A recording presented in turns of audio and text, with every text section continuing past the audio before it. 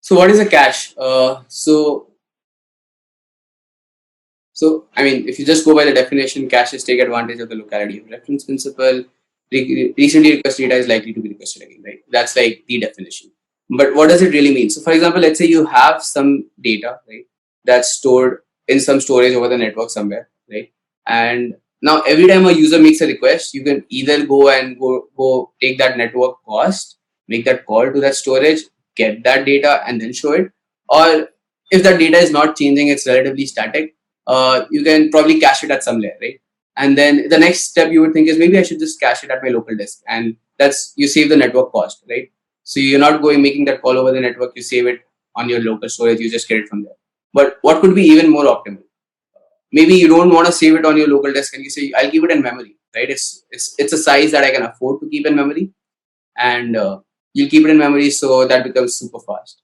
So now when you're talking about caching, you're thinking about what layers. So if you just put it to disk, that's some optimization. You have removed the network cost. But then if you not even keep it at disk and keep it in memory, you save on not even your IO cost, right?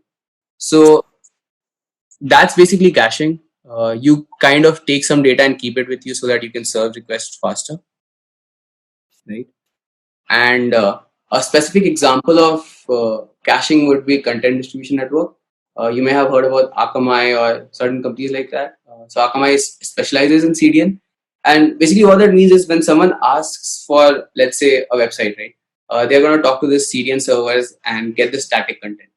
So what CDNs do is they distribute the static content, keep it with them, like it behaves as a cache. So when you're requesting for a website, all of these static content can come from there. So you increase, the load, you make sure your load time is efficient. Like, is it making sense, or do you guys have any questions? Yes, this is helpful. Cool. So, right, I mean, again and again, what I want to emphasize on is building these, what we are doing right now while going through this theory is that we are building these blocks and we'll use these blocks when we go and solve a problem. So it's important we know all of these in breadth, and of course, each one of these has a lot of specification, and you can go inside and, read more, research more. Of course, there's a lot to cover. Great. But now that you have a cache, right, of course, you need to update that cache. And there's a concept of cache invalidation. When do you invalidate that cache? What should be the logic, right? And so there are three primary known cache invalidation techniques. It's a write-through cache, it's a write-around cache, and a write-back cache, right? And each has its own perf gain and, some kind of cons. So, for example, what is a write-through cache, right? Cache. So, if you are going to write something, right? Just a second. If you're going to write something, you will write it into the cache and the database at the same time. So what that ensures is that your cache and database are in sync, right? But what that also means is that you have to write at two places, and that has a cost. So for every write operation, you have increased the latency. So that's something that you have to think about. And when probably you're solving this with your interviewer, you need to bring this out. Hey, I know about this. This is the pro and con. What do you think makes sense? Probably this makes sense, right? So that is the write through cache, and then there's a write around cache, right? So it's similar to write through, but what you do is you directly write it in the storage. Now what happens is that if someone does a get on that kind of data, it will be a miss in the cache because the cache doesn't have it. The cache needs to go to the data store, get that data, and then populate. So your first read is sort of a cache miss, but eventually you have it in the cache. So probably it's a good trade-off where you're not writing at two places, you're just directly putting it into the storage.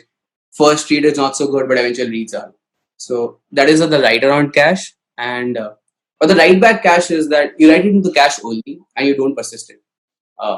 So what you get is like super fast efficiency, but there's a high risk. So if for example, if it's in memory and it just dies, or if, for example, it's in local disk and it dies, you technically never persisted that. So there is that loss. So there are trade-offs for each of these. What makes sense in what scenario? If you're okay with some kind of data loss, maybe you can have a write back cache and highest performance. Or if you're not okay with that, but you're okay with the first read being, slightly slow, then write around cache. Or if the requirement is, it should always be consistent, then you should go to write. So depending on what the requirement of the system is, you will decide what this cache invalidation technique should be. So we know what cache invalidation techniques are, but what should be the cache eviction policy, right? And all of these are again algorithms, basic algorithms that you learn in college. So, yep. Someone has any question on? Great, none. So, yeah, all of these are algorithms. Just like you have load balancing algorithms, you have cache eviction policies, and then you need to determine what makes sense in your scenario, right? I'll skip through some of these because these are trivial.